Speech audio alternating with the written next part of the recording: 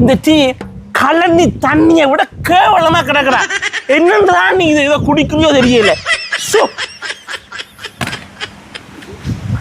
சும்மா இருடா ப்ளீஸ்டா. அதே நம்ம சும்மா இருக்கணும். நீ நீ நீ இப்படி சும்மா இருந்து சரியோ பாருங்க.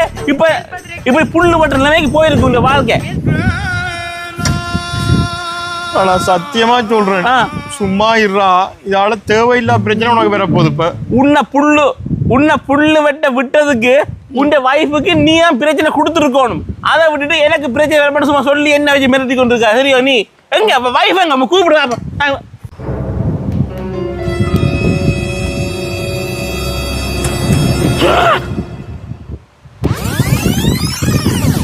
காக்கி சட்டை போட்ட மச்சான் களவு செய்